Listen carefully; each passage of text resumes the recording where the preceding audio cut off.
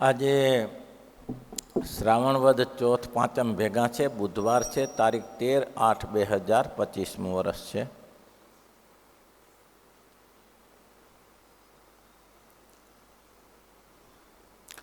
પ્રશ્ન મુક્તાનંદ સ્વામીનો છે.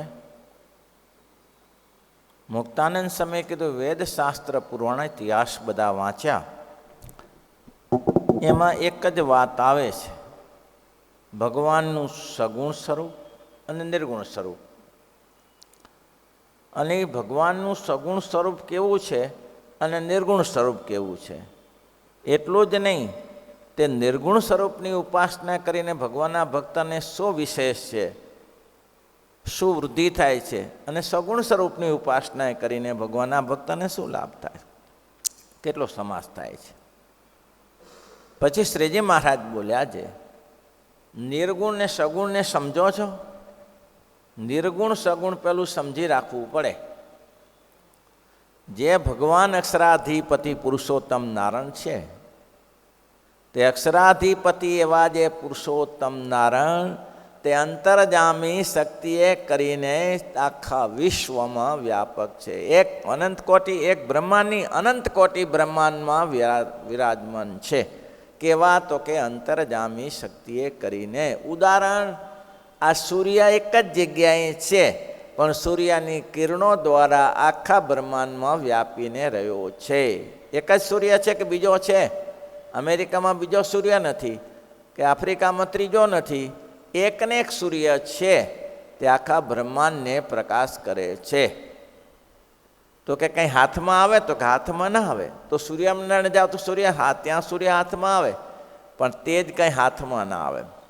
તેમ ભગવાનની અંતરજામી શક્તિ છે, તેના દ્વારા ભગવાન સર્વત્ર વ્યાપક છે અને સર્વત્ર નિર્ગુણ છે. અને ભગવાનનું સગુણ સ્વરૂપ છે, એ તો આપણે જેવાને દર્શન માટે છે. સગુણ કહેતા સરગુણ છે. હવે એનું આપણે ચર્ચા કરી લઈએ. પછી શ્રીજી મહારાજ બોલ્યા, જે ભગવાનનું નિર્ગુણ સ્વરૂપ છે તે તો સૂક્ષ્મ થકી પણ અતિશય સૂક્ષ્મ છે. સૂક્ષ્મ થકી પણ સૂક્ષ્મ છે. નરી નજરે ના દેખાય, ભગવાનનું સૂક્ષ્મ સ્વરૂપ દેખાય? મોટા મોટા ધ્યાન કરી કરીને થાકી ગયા. એ તો બ્રહ્માનંદ સ્વામી જેવા કહેલા, જે ચરણે લાંબી ઉર્ધ્વારે ખૂરે રાજે ચરણે લાંબી ઉર્ધ્વ રે હું તો ધ્યાન વિના તેને દેખું હરે હું તો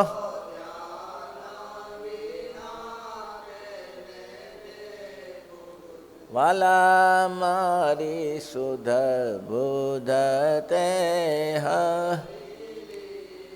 મહારાજ કે બ્રહ્માનંદ સ્વામી કે આપની કૃપાએ કરીને આપના ચરણમાં જે ઉર્ધ્વ રેખા છે, ધ્યાન વગર દેખાય છે. હા ભાઈ, ધ્યાન વગર દેખાય છે. કોઈ કામી પુરુષ હોય, તેને મનગમતી સ્ત્રી મળી હોય અને હજી લગ્ન થયા ન હોય અને ચૂપકી ચૂપકીથી ગમે તે જગ્યાએ મળતા હોય, અને એ પુરુષનું એ સ્ત્રીમાં જેમ મનાસક્ત હોય, છૂટે ખાતા પીતા આમ બેઠું હોય. આપણે કહીએ અહીંથી કોણ ગયું, ખબર નહીં. એટલે મૂર્ખા બેઠો છો ને આંખો ફાડીને તને ખબર નહીં પડતી? તો કે મને ખબર નથી, હું બીજા ચિંતનમાં હતો. કારણ કે સ્ત્રીના ચિંતનમાં છે. તેમ જેને ભગવાનનું ચિંતન થાય એ તો એમાંથી નીકળે. પાણી વલોવીને માખણ કાઢવા જેવું છે. પાણી વલોવી, દહીં વલોવે તો માખણ નીકળે, પણ પાણી વલોવીને માખણ કાઢો એવું ભગવાનનું સ્વરૂપ છે. બહુ કહે છે, સરસ કહે છે. નિર્ગુણ છે, સૂક્ષ્મ છે, અતિ સૂક્ષ્મ છે. પૃથ્વી આદિ જે સર્વ તત્વ તેનું આત્મા છે. પૃથ્વી, જળ, વાયુ, તેજ, આયુ, આકાશ એનું આત્મા છે, એનાથી પર છે. એનાથી પર પ્રકૃતિ પ્રધાન પુરુષનું આત્મા છે, એનાથી પર છે. એનાથી પર મહાપુરુષ છે, પ્રધાન શુદ્ધ પુરુષ એટલે મહાપુરુષ, એનું પણ આત્મા છે, એનાથી પર છે. એનાથી પર અક્ષર બ્રહ્મ છે, એનું પણ આત્મા છે ને એનાથી પર છે. બોલો, આવું સૂક્ષ્મ છે. પર થકી પર છે, સૂક્ષ્મ છે ને પર છે. આત્મા છે ને પ્રધાન પુરુષ શુદ્ધ પુરુષ તેનાથી પર છે, ત્યાંથી પર જે અક્ષર તેનું આત્મા છે. અને એ સર્વે ભગવાનનું શરીર છે. કયું? જસ્યાત્મા શરીરમ જસ્ય અક્ષરમ શરીરમ. આપણે પણ ભગવાનનું શરીર છીએ, કારણ કે આપણી અંદર ભગવાન રહેલા છે, અંતર્જામી રૂપે રહેલા છે. પણ ભગવાન રહેલા છે એટલે આપણું એ શરીર છે.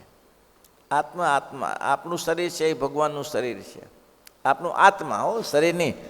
આ દેહનું શરીર, જ્યાં દેહ છે એનો આત્મા જીવ છે, એનો આત્મા જીવ છે, જીવનું આ શરીર છે. એટલે આત્માને શરીરી કહેવાય અને જીવ દેહને શરીર કહેવાય. આ નિયમ છે, ક્રમ છે. હવે એવું જે શરીર કયું, જે આ શરીરી આત્મા એ પાછું ભગવાન આગળ શું થઈ જાય? શરીર થઈ જાય. અને એના આત્મા કોણ થઈ જાય? ભગવાન થઈ જાય. કારણ કે એમાં અંતર્જામી શક્તિ એ કરીને ભગવાન રહે. સ શ્રી કૃષ્ણ પરબ્રહ્મ ભગવાન પુરુષોત્તમ ઉપાસ્ય ઈષ્ટદેવોના સર્વાવિર્ભાવ કારણમ. હૃદય જીવત જીવે જો અંતર્જામી તયાથી તો જ્ઞેવ ઈસૌ સૌ સર્વ કર્મ ફલપ્રદ. હૃદયની પ્રેમ, હૃદયની અંદર જીવની પેઠે જ રહે છે. જીવ ક્યાં રહે છે? હૃદયમાં રહે છે. તેમ પરમાત્મા પણ હૃદયમાં રહે છે. પણ થાય છે શું? સ શ્રી કૃષ્ણ પરબ્રહ્મ ભગવાન પુરુષોત્તમ ઉપાસ્ય સર્વ દેવો અને સર્વ ઇષ્ટ ભાવિક. બધેને કર્મફળ પ્રદાતા છે. રહે છે બે ભેગા. સમાન વૃક્ષે પરિસસ્વ જાતમ. એક જ વૃક્ષમાં બને રહે છે. એક અશ્નાથીને વૃક્ષથી એક જ દેહમાં બને રહે છે. હૃદયની વિશે જીવ પણ રહે છે, પરમાત્મા પણ રહે છે. એક ફળને કર્મ કર્યા કરે છે અને બીજા છે એ જોયા કરે છે, અને જોયા પછી એ ફળનું કર્મ ફળે તેને આપે છે. એવું છે. શુદ્ધ પુરુષ પ્રકૃત પુરુષ રાતેથી પર જે અક્ષર બ્રહ્મ તેનું આત્મા છે. એ સર્વે ભગવાનનું શરીર છે. અને જેમ દેહ થકી જીવ છે તે સૂક્ષ્મ છે અને ઘણો પ્રકાશમાન છે કે નહીં? આ દેહ થકી જીવ સૂક્ષ્મ છે કે દેહ જેવો જ છે? અછેદ્ય, અભેદ્ય, અવિનાશી, પ્રકાશમાન છે. કોણ? કોણ? દેહ. દેહ તો જીવાત્મા પ્રકાશમાન છે. દેહથી શું થાય? આ દેહથી કંઈ કામ થાય? આ દેહ મળ્યો છે એમાંથી જીવ નીકળી જાય. વિશ્વોપનિષદમાં વિસ્તારથી કથા છે કે જીવ નીકળી જાય તો દેહ કંઈ કરે ખરો? લબડીને પડે ને નીચે. એની અંદર એને કાંઈ કરવાને સમર્થ નથી. કેમ? તો કે જીવ પ્રકાશમાન છે, દેહ પ્રકાશમાન નથી. એટલે એક બતાવે છે ઘણો પ્રકાશમાન છે તે મેં સર્વે થકી ભગવાન અતિશય સૂક્ષ્મ છે ને અતિ શુદ્ધ છે ને અતિ નિર્લેપ છે ને અતિ પ્રકાશયુક્ત છે. કેટલા 4 દ્રષ્ટાંત આપ્યા. કેમ સૂક્ષ્મ છે, નિર્લેપ છે, પ્રકાશમાન છે? એવું ઉદાહરણ કેમ આપ્યા? કેવું સરસ લખ્યું નહીં? સમજાય એનું કામ છે ભાઈ. થકી ભગવાન અતિ સૂક્ષ્મ છે. કેમ સૂક્ષ્મ કેમ કીધા? અંતર્જામી શક્તિએ કરીને દુનિયાભરમાં આખા વિશ્વમાં વ્યાપેલા છે. જીવાત્મા વ્યાપે? એ ભાઈ જીવાત્મા વ્યાપે તો પરમાત્મા તો સર્વત્ર વ્યાપેલા છે.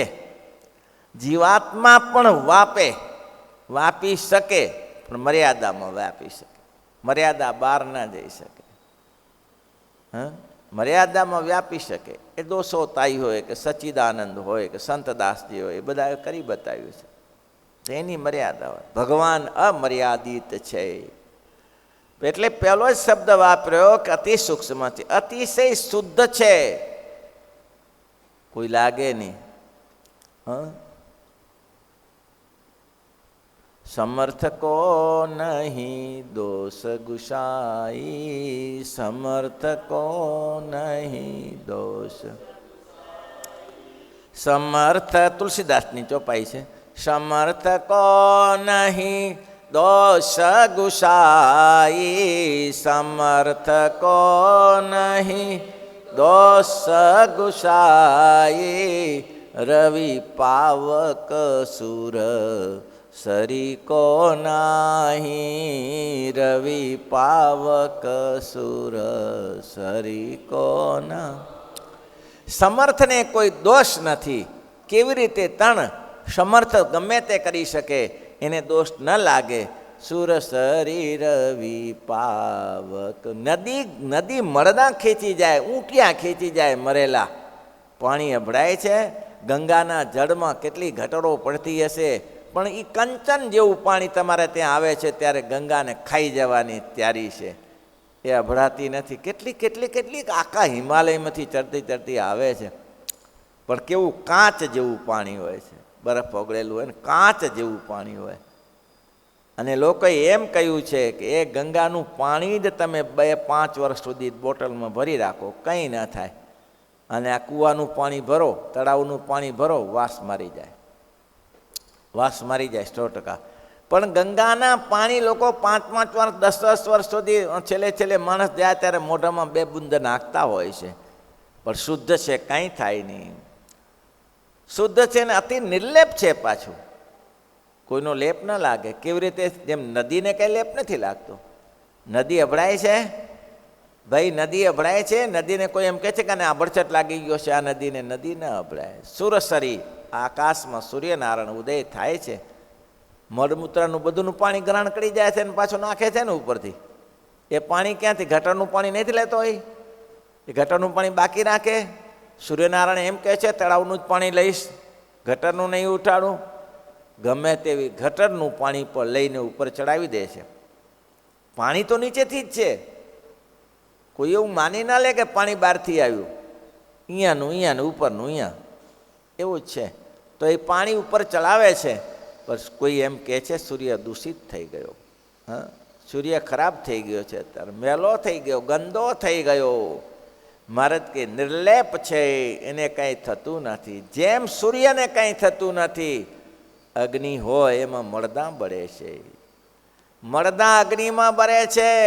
એ જ અગ્નિથી રોટલા પકાવીએ છીએ. હા, એ જ અગ્નિ છે. ચિનગારી તો એની એ છે, તો એનાથી રોટલા પકાવીએ છીએ. કોઈ કહેતું નથી રવિ પાવક સુર સરીકો નાહી, સમર્થ કો નહીં દોષ ગુસાઈ.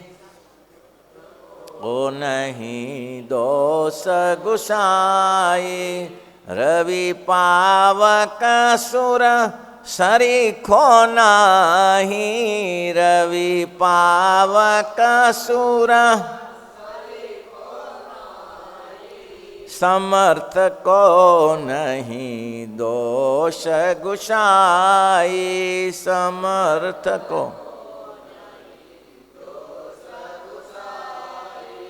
એ બસ સરસ આત્મા છે. શું કીધું? શુદ્ધ છે. પુરુષ પ્રકૃતિને આત્મા શુદ્ધ કરે. પ્રધાન પુરુષ થકી પર છે, શુદ્ધ છે, આત્મા છે. બધું આપીને અલગ અલગ નિર્લેપ છે અને પ્રકાશે યુક્ત છે. નિર્લેપ છે અને પ્રકાશે યુક્ત છે.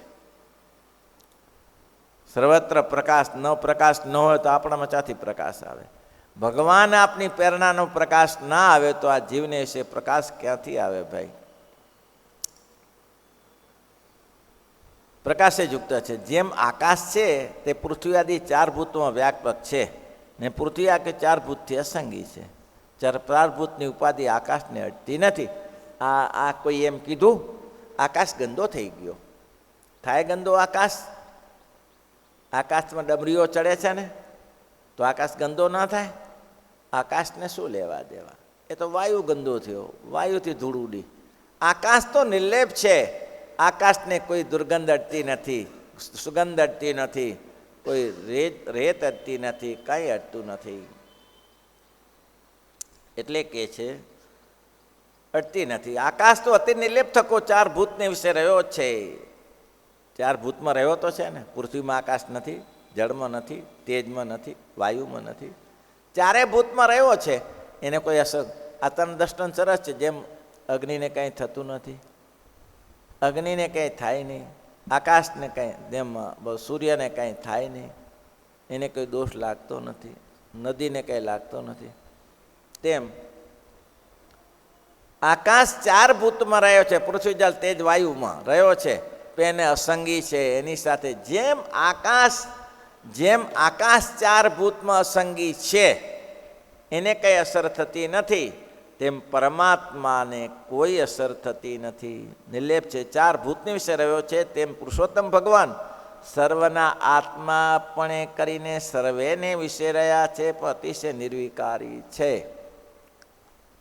જીવાત્મા નિર્વિકારી છે, પણ અસર થાય છે. જીવને અસર થાય છે કે નથી થતી? જીવ પ્રકાશમન છે, શરીરને ચલાવે છે, પણ એની સાથે તકલીફ શું છે? જીવને ભેગો પડી જાય છે. પાછો જીવ દેહ ભેગો પડી જાય છે. જીવ ભેગું ના પડવું જે છે રાજા, પણ પ્રજા માથા ભારે છે એટલે પ્રજા ભેગો ભરી જાય છે. જીવાત્મા શરીરનો રાજા કયો છે. એટલા માટે તો આગળ કહ્યું છે ને કે પુરંજનની કથા સંભાળી મેલ્યો બુદ્ધિનો સંગ વિષ. પુલાશ્રમમાં મારે તપ કરવા લાગ્યા ત્યારે ભગવાને કીધું છે. ભગવાને કેવું તપ કર્યું? તો કે પુરંજનની કથા સંભાળી મેલ્યો બુદ્ધિનો સંગ વિષ. આ બુદ્ધિ પરેશાન કરે એવી છે. પુરંજન રાજા એ નગરીમાં બેઠો અને પછી હેરાન થઈ ગયો. એ જ જીવાત્માની કથા બહુ વિસ્તારથી કરતા નથી એને આપણે. તો પુરંજનની કથાને સંભાળીને બુદ્ધિનો સંગ છોડી દીધો. તો ભગવાન તો નિર્લેપ છે, કાંઈ થાય નહીં. કીધું ચાર ભૂતમાં જેમ આકાશને કંઈ થતું નથી અને દેહની સાથે જેમ જીવાત્મા શુદ્ધ છે, પ્રકાશે યુક્ત, ગાફલાઈ છે થોડી. જીવાત્માની ગાફલાઈ શું છે? દેહના વિષય ભેગો ભળી જાય છે, એ ગાફલાઈ છે. પણ પરમાત્મામાં એ પણ ગાફલાઈ નથી. પરમાત્મા કોઈ જીવાત્માના વિષયમાં ભરવા ત્યાર છે જ નહીં. ચાર ભૂત આકાશમાં નિર્લેપ છે, તેમાં અસંગી થવાને સમર્થ, અને આત્મા છે તો પણ અક્ષર આકાશ જેવા નિર્લેપ તથા અસંગી થવાને સમર્થ નથી. કોણ? આ ચાર ભૂત રહ્યા છે, પણ ચાર ભૂત આકાશ જેવો નિર્લેપ ને અસંગી થવાને સમર્થ નથી. થાય નહીં અસંગી. એને બધું લાગે, ચારે ભૂતને, પૃથ્વીને લાગે, જળને લાગે, વાયુ તેજને લાગે, સંગ લાગે, એને સમર્થ નથી. તેમ પુરુષોત્તમ ભગવાન સર્વના આત્મા છે, તો પણ અક્ષર પર્યંત કોઈ પુરુષોત્તમ ભગવાન જેવા સમર્થ થવાને સમર્થ થતા નથી. દરેકમાં વ્યાપક છે. આ વિશ્વમાં ભગવાન ભગવાન સર્વત્ર વ્યાપ. ગાયમાં છે, ગધેડામાં છે, કૂતરામાં છે, સિંહમાં છે, દીપડામાં છે, બધેમાં ભગવાન વ્યાપક છે. પણ એકેને અસંગ લાગતો નથી. જીવ તો દેહ ભેગો જાય ત્યારે કંઈક સંગી થઈ જાય છે નિર્લેપ, પણ સંગ લાગી જાય છે. પણ આકાશનું દર્શન સારું છે, આકાશને કોઈનો સંગ લાગતો નથી. એમ ભગવાન કે ચાર બધેમાં જીવ, દરેક જીવાત્મામાં રહે છે, પણ અસંગી રહે છે, સંગ લાગતો નથી. એટલા માટે કેવું દર્શન સરસ આપ્યું? તે સરખો થવાને કોઈ સમર્થન થતો નથી. ભાઈ અસંગી છે ને પોતાના સ્વભાવે યુક્ત છે, અને તે થવા સમર્થ કોઈ થતો નથી. એ જેવો કોઈ સમર્થ થતો નથી. એટલા માટે પેલું પદ ગાતા હતા ને સંતો, નેતિ નેતિ કારીની ગામ જેના ગુણાની સદીના ગાય રે, એ જેવા તો એક જય છે, બીજે કેમ થવાય રે. કોણ થઈ શકે બીજે એના જેવો? નેતિ નેતિ કારીની ગામ જેના ગુણાની સદીના. ધન્ય છે નિષ્કુળાન સ્વામીને, કેવા સરસ બધા. સૂરજ જેવા એક સૂરજ છે, શશી સરીખો શશી રે. સૂરજ જેવો તે એક સૂરજ છે. સિંધુ સરીખા એક સિંધુ છે, એને ઉપમા કશી રે. આની કેવી રીતે ઉપમા અપાય? શૂન્ય સરીખો એક શૂન્ય છે, સરીખો સમીર રે. તેજા સરીખું એક તેજ છે, નીર સરીખું નીર રે. તેમાં પ્રભુ એક પ્રભુ છે, એમ જો ન હોય બરી રે. નિષ્કુળાનંદ કહે નિશ્ચય કરીને, માનજો વાત એ ખરી રે મહારાજ કે 100% સત્યની વાત છે, આ આમ જ છે. કોઈ સમર્થ થાય નહીં અને સમર્થ થયો નથી. બહુ સરસ વચનામૃત છે. સગુણ નિર્ગુણ જાણવા માટે મુક્તાનંદ સ્વામીને ધન્યવાદ કે તમે સ્વામી આ પ્રશ્ન પૂછી અને અમારા જેવા પામરને માટે ભગવાનના મુખેથી આ શબ્દ કેવા સરસ. પુરુષોત્તમ ભગવાન એવા સમર્થ થતા નથી. જેવી રીતે અતિશય સૂક્ષ્મ અને એવી રીતે, હવે પૂરું કરી નાખીએ, એવી રીતે જે અતિ સૂક્ષ્મપણું, અતિ નિર્લેપપણું, અતિ શુદ્ધપણું, અતિ અસંગીપણું ને પ્રકાશયુક્તપણું, એ અતિશય ઐશ્વર્યપણું એ ભગવાન 7-6 દ્રષ્ટાંતે બતાવ્યું. 6 દ્રષ્ટાંત કયા કયા ફરીથી સાંભળી લેજો. એવા પુરુષોત્તમ ભગવાન જે સમર્થ થવા ને સમર્થ થતા નથી, એવી રીતે અતિ સૂક્ષ્મપણું 1 દ્રષ્ટાંત, અતિશય નિર્લેપપણું 2, અતિશય શુદ્ધપણું 3, અતિ અસંગીપણું 4, અતિશય પ્રકાશયુક્તપણું 5, અતિશય ઐશ્વર્યયુક્તપણું. આ ષડદર્શને કરીને ભગવાન સૌમાં શ્રેષ્ઠ છે. કોઈની ઉપમા ના આપી શકાય. એ જે વાતો એક જ એ છે, બીજે કેમ થવાય ભાઈ. આવું છે ત્યારે મહારાજ કે આ જે ભગવાનનું મૂર્તિને વિશે નિર્ગુણપણું છે. નિર્ગુણપણું શું? તો આ જ નિર્ગુણપણું છે. હવે આવતીકાલે સગુણની વાત કરીશું. સાંભળા નીચે આમાં શું પકડાયું? શું હાથમાં આવ્યું ભાઈ? આમાં હાથમાં શું આવ્યું? કઈ આવ્યું?